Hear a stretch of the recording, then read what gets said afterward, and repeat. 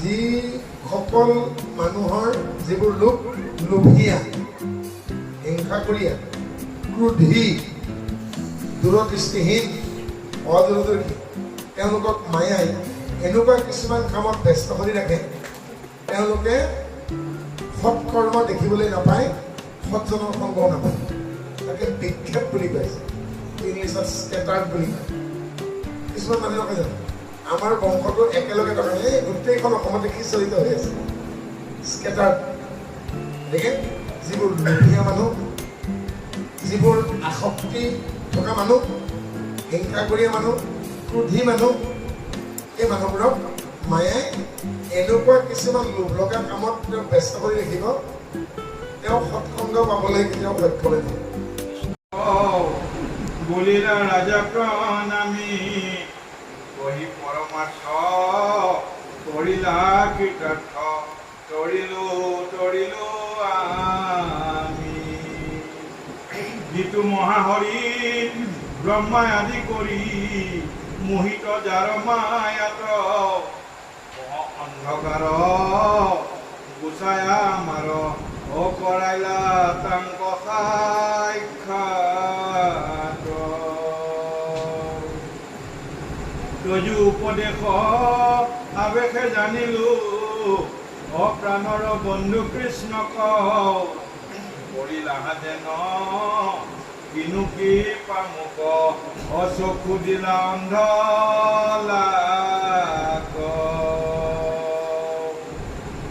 অসংসাৰ তাপত মোৰৈ মূঢ় লোক কৰা তাক নিস্তাৰ শেষবত চিত আচৈ যাৰ ইটো অনুহি অদভূত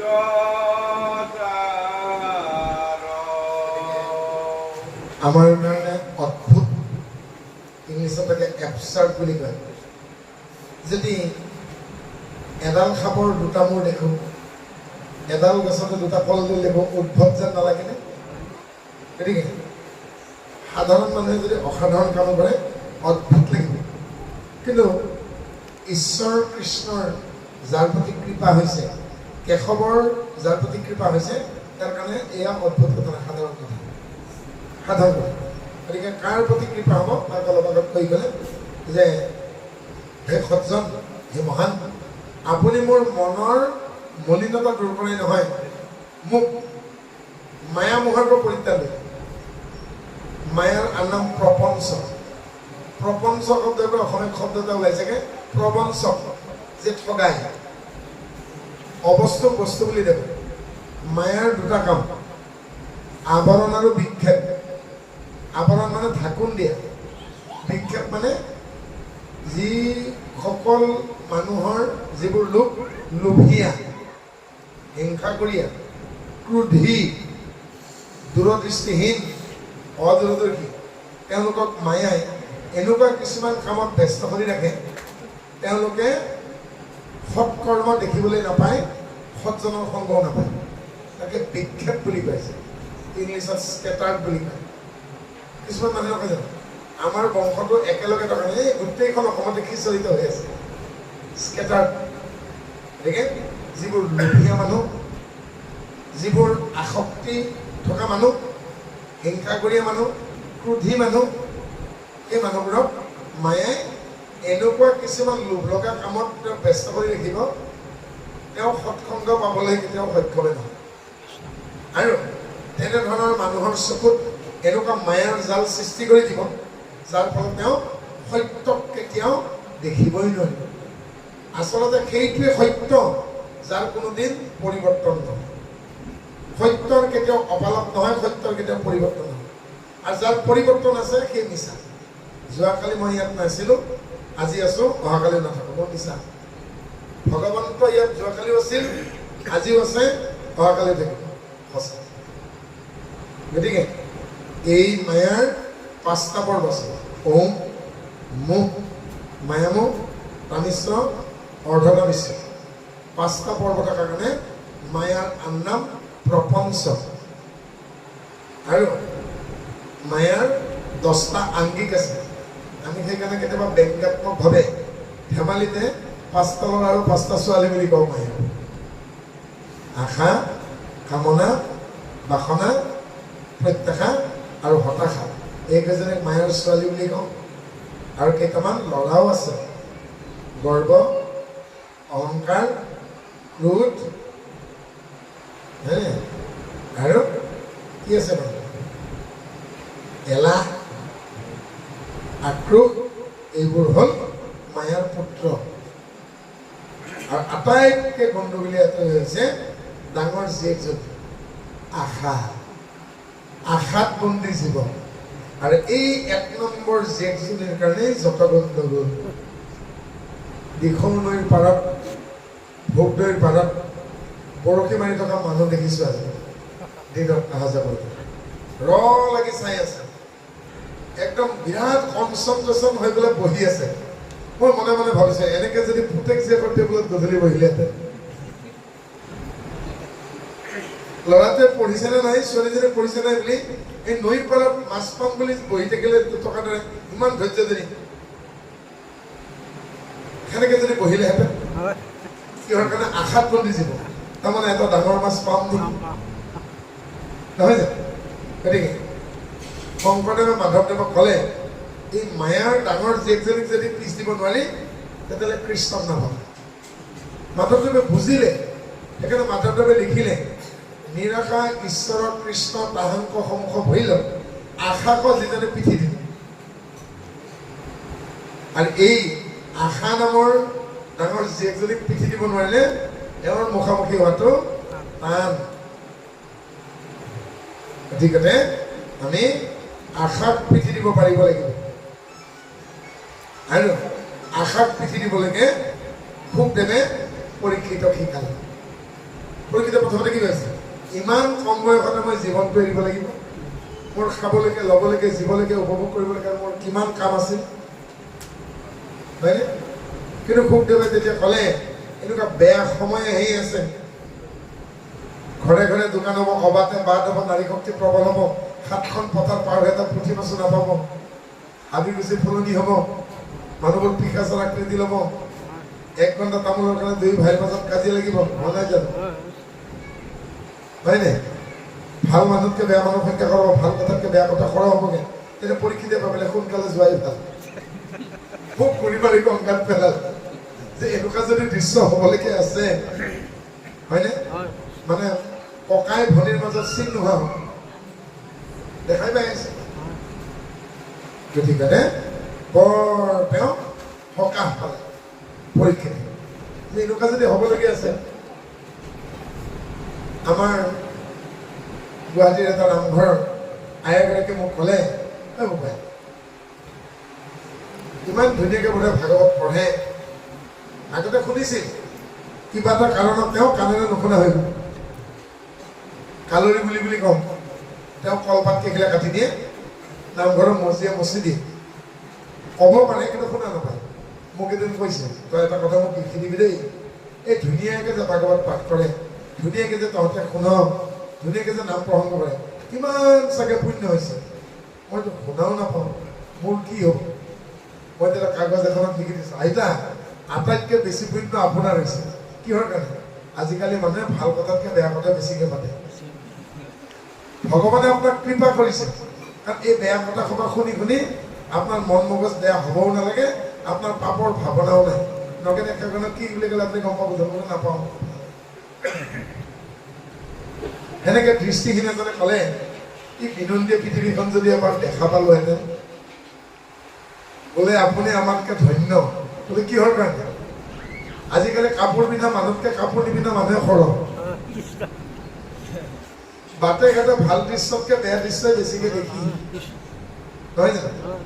আপোনাৰ ৰাস্তাৰ চকুৰ সন্মুখতে যেতিয়া তীব্ৰবেগী বাহন এখনে সৰু ল'ৰা বা ছোৱালী এজনী ভৰিখন ছিঙি লৈ গুচি যাব, তেজ টুকুৰলি হৈ যাব, আপুনি চকুৰে নেদেখিলে বহুত ভাল, চকুৰে দেখাকেইটা এসপ্তাহলৈকে ভাত খাব নোৱাৰিব, হয়নে? উচ্চবিত্ত ঘৰৰ মানুহে যেতিয়া অকৰ্মত লিপ্ত হ'ব, কেনেকুৱা লাগিব? আপুনি নেদেখি ভালেই কৰিছে, হয়নে? গতিকে কেনেকৈ সান্তনা লভিব লাগিব? সেয়েহে আমাক বিভিন্ন উপায়েৰে মনেৰ সন্দেহ ভঞ্জন কৰাইছেগে, আচল সত্যক দেখুৱাইছেগে এখেতসকলৰ বয়সত এতিয়া পৰহি এজন নাতিৰ সমান বয়সৰ এজন যুৱকে সুধিছে অ' ককা খবৰ কেনে এনে ধেমেলীয়া মানুহ তেখেতে কৈছে খেলৰ পুঁজিহে আৰু আমাক সুধি কি লাভ আছে এখেতে কৈছে মই খেলৰ পুঁজিহে তেতিয়া কৈছে খেলৰ পুঁজি মানে বুজি নাপাওঁ হেৰৌ আঘোণ মাহত পকা ধান দাই আনি চোতালত পেলাই ডাঙৰি কৰি মৰণা মাৰোঁ ধান এফালে খেৰ এফালে ধান গৈ ভাকৰিত ভঁৰালত সোমাল খেৰ গৈ পুঁজিত উঠিল বিড়ি চিগাৰেট খোৱা মানুহে যদি বিড়িটো বা চিগাৰেটটো বা গেছ খালত যদি মাৰি দিয়ে লগে লগেই জ্বলি আছে জানো ৰস পাওঁ সেইকাৰণে এখেতে কি কৈছেগে খেৰৰ পুঁজিহে আৰু চকুৰ পাৰ কমি গ'ল দাঁত গুচি গ'ল সহ্য শক্তি গুচি গ'ল ধৈৰ্য শক্তি গুচি গ'ল ভোক কমি গ'ল খাব লাগে খাই একেবাৰে একোডাল খোৱাত নাপায় ধূপৰ গোন্ধ নাপায় কোকানি গালি খাই পৰে এই যে দেখা শক্তি কমাই দিছে শুনা শক্তি কমাই দিছে খোৱা শক্তি কমাই দিছে হজম শক্তি কমাই দিছে টোপনিও নাহে চব ফটাই থাকে এনেকে যদি কমাই নিদিয়ে আকৌ সংসাৰ কৰিব লাগি থাকিব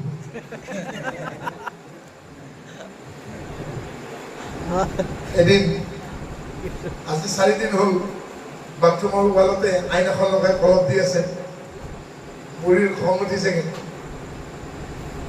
কলম কিয় লগাইছে তই জানি থবি মই তোৰ সতিনী নানো তেতিয়াহে ৰক্ষা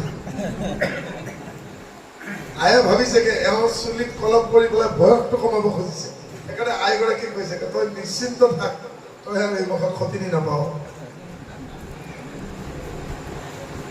গতিকে চুলিত ৰং কৰিলেই যৌৱন ঘূৰি নাহে এখেতেও জানে সেইকাৰণে এখেতে উত্তৰটো কি দিছে খেৰৰ পুঁজিহে নহয় জানো গতিকে লাহে লাহে আপোনাৰ শক্তি কমাই নিব দৃষ্টিশক্তি কমাই নিব আপোনাৰ নিজৰ প্ৰতি কি হ'ব লাগিব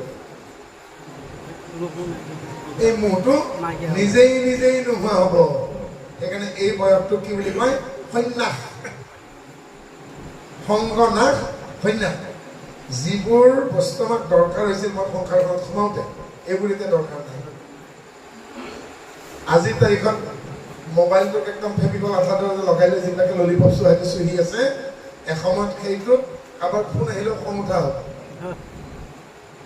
পাইছে বুজি গতিকে যেতিয়া সংসাৰৰ প্ৰয়োজনীয় বস্তুবোৰ যৌৱনত যিবোৰ বস্তু লাগে আৰু সেই যৌৱনত দৰকাৰ হোৱা বস্তুবোৰ যি সময়ত আমাক অদৰকাৰী হৈ যাব সেই বয়সটোৰ নামে হ'ল সন্ন্যাস মই কোৱা নাই গুৰুজনাই ইয়াতে খৰচ বনাম দি দিছে তাৰে পৰা মহচাৰী বেদ পঢ়িবে কম গৃহস্থে কৰিবে কৰ্ম তাৱে বনবাসী পংক ধৰি ইবে কম তাৱত সন্ন্যাস ধৰ্ম যেতিয়া বিয়া বাৰু ঘৰলৈ দেখালো এটাই ল'ৰা তিৰোতাক ভৰণ পোষণ দিব লাগিব সেইটো সংসাৰৰ নিয়ম যে ল'ৰা ছোৱালী ডাঙৰ হ'ল নাতিপুতি ডাঙৰ হ'লগে কি হ'লগে বানপ্ৰন্থ বনৰ পুথিক লাহে লাহে যেনেকে আঘোণৰ পকা ধান দাই অনাৰ পাছত পথাৰখনত লাহে লাহে বোকা নোহোৱা হয় কি থাকে কিন্তু নৰাকেইডাল থাকে পোহৰ বতৰত নৰাকেইডাল উঠে গৈ পেলাই মেজিত মাঘৰ মেজি জ্বলাই দিয়াৰ পাছত পথাৰত কিন্তু নৰা নাথাকে কি থাকে মাজে মাজে চাই নাথাকে জানো আৰু শেষত চ'ত মাহত চিৰাল বুলি ক'লে বুজি পায় বাঙি বুলি কয় যে চিৰাল যেনেকে ফাটে চ'ত মাহত পথাৰখনৰ কথা এতিয়া ফাগুন চ'ত চলি আছে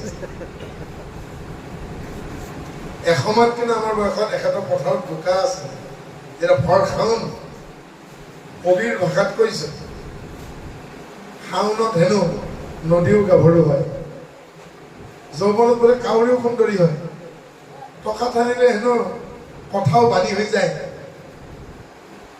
আজি যদি ৰূপ থাকে কাৰ পথ কোন ৰাণী হৈ যায় তাৰ কোনো ঠিক নাই গতিকে সেই শাওন গৈ আজি কিন্তু ফাগুন চত পৰিল আৰু এনেকে এদিন আমাৰ যৌৱন গৈ আমি বৃদ্ধাৱস্থা পাম এই চিৰন্তন সত্য শীত হ'লে অন্ত আহিব বসন্ত পচুৱা বুলি কৈছোঁ থাকিব জানো সদায় শীত এদিন আৰু দিন আহি আছে বাপৰ এনেকুৱা দিন আহিব গেলা গৰমতো এখন কাপোৰ লাগিব মানুহ গৰমত ঘামি জামি আছে, এখেতক খুৱাই থৈ দিয়া হৈছে, এখেতে কি ক'ব? কাপোৰ এখন আনি জাকি দিওঁ। যেতিয়া কেৱল ছালখনৰ তলত হাড়কেইডাল লাগিবগৈ, তেতিয়া উত্তাপেই নোপোৱা হৈ যাব। মেডিকেলত যাব, গেলা গৰমতো পেচেণ্টত ঢাকি থৈ দিছে, হয়নে? গতিকে এয়া আমাৰ ভৱিষ্যতৰ মোৰ সম্পূৰ্ণ ছবিখন, মোৰ ফুল চাইজ ছবিখন এয়া। আৰু 15 বছৰ পিছত আমি গৈ আছো পাছে পাছে, আৰু এখেতৰ অতীতৰ ছবিখন আমি, মোৰ আৰু 10 বছৰ পাছৰ ছবিখন এইখন, 20 বছৰ পিছৰ ছবিখন এইখন। এখেতৰ অতীত আমি, মোৰ ভৱিষ্যত এখেত। সপোন অন্দাজিগুলিত আমি বাস কৰোঁ, তাৰ নয়নাজুলিত সিহঁতৰ ভৱিষ্যত। যিবোৰ কথা আজি আমি ভাবিবলৈকে টান পাইছোঁ, কল্পনা কৰিবলৈকে টান পাইছোঁ, আমাৰ উঠি অহা প্ৰজন্মৰ কাৰণে ল'ৰা ধেমালি। গতিকে এই মায়ামোহৰ পৰা আঁতৰি অহাৰ একমাত্ৰ উপায় ঈশ্বৰৰ ওচৰত আত্মসমৰ্পণ কৰা, আৰু এই সমস্ত নৃতত্বক, দেহতত্বক বুজি লোৱা। নহ'লে কিন্তু গোটেই জীৱনটো কামনা বাসনা উপভোগ কৰোঁতেই যাব। আৰু কপিল মুনিৰ মাক দেৱহতীয়ে স্বামীক এইবুলি স্বীকাৰ কৰিছে, ইন্দ্ৰিয়ক পোষণতে বৃদ্ধ হৈ, এই ইন্দ্ৰিয়বিলাকক পুহি থাকোঁতেই মই বৃদ্ধ হৈ গ'লো। আৰু শেষ বয়সত চিন্তা আহিল যে এই ভাৱনাৰ ঊৰ্ধত গৈ কিবা কাম কৰিব লাগিব। কেনেকুৱা ভাৱনা হ'ব লাগিব? তাক মাধৱ পুৰুষে কৈছে এটি ঘোষাত, হে কৃষ্ণ, পুত্ৰ পুত্ৰী সংগতি যি তজু চৰণ চিন্ত নীতি। আজি যদি ইয়ালৈকে আহিম বুলি ভাৱনাটো হৈছে ঘৰতে, কেনেকুৱা ভাৱনা লৈ আহিব লাগিব? ও গৰ্ভশূন্য সন্ত খবৰ আশ্ৰমে যাইব। অৰ্থাৎ অহংকাৰ নোহোৱা ভকতসকল য'ত লগ লাগিব, তালৈকে আজি মোক লৈ ব'লা প্ৰভু। তেতিয়া ঈশ্বৰ কৰিব, কেলেই মই তাক বাৰে মুখে পদ নেপাজ গৈ পেজো কথা মৃত নদীম। অৰ্থাৎ এই অহংকাৰ নোহোৱা ভকতসকলৰ মুখপদ মহন্তে তোমাৰ নামৰ নিজৰা পাব। হৰি নাম ৰসে বৈকুণ্ঠ প্ৰকাশে, মমনিত নদীৰ হৈ যাব। আৰু তাতে মোক নহুয়াম দেহাৰ হাতয়েৰা আহিব। আৰু সেই ভক্তি নদীত আমি স্নান কৰি দেহাৰ হাত এৰাব পাৰিম। আজি ইয়াৰ পৰা আপোনালোকে যেতিয়া ঘূৰি যাব, তেতিয়া এটা মনত প্ৰশান্তি লৈ যাব লাগিব। সেই প্ৰশান্তিটো কিন্তু প্ৰসাদ বান্ধিম বুলি ভবা ৰুমালখনেৰে টোপলা বান্ধিব নোৱাৰে। কাৰণ আমি সেইজন ঈশ্বৰক জানো যাৰ চাৰিওফালে বেৰ এখন দিব নোৱাৰি। আপোনাৰ মাটি চাৰিকটা এবিঘা এফুৰা আছে, আপুনি বেৰ দিব পাৰিব, কিন্তু ঈশ্বৰৰ চাৰিওফালে বেৰ দিব নোৱাৰি। অনন্ত কোটি হৰি ব্ৰহ্মাণ্ডৰ অধিকাৰী, তেওঁ সূক্ষ্মতকৈও সূক্ষ্ম, বিশালতকৈও বিশাল। সেই কথা যেতিয়া জনাই দিলে, তেওঁ পৰীক্ষিতকে নিজে এটা ধূলিকণা যেন লাগিল। প্ৰথমতে ভাবিছিল মই ৰজা, নৰপতি বুলি কৈছিল, নৰনাথ কোৱা নাই জানো? পৰীক্ষিত নৰনাথ বুলি কৈছে, নাৰায়ণাংশ নাৰাধীপম, মানুহৰ ভিতৰত মই ৰজা, এই বুলি তেওঁৰ অহংকাৰ হৈছিল। কিন্তু যেতিয়া গোটেই বিশালতা বুজাই দিলেগে, তেতিয়া সিহঁতৰ মাখি ধূলি চাহি এটি ধূলিকণা যেন অনুভৱ কৰে। কৃষ্ণ যিটো মই সেই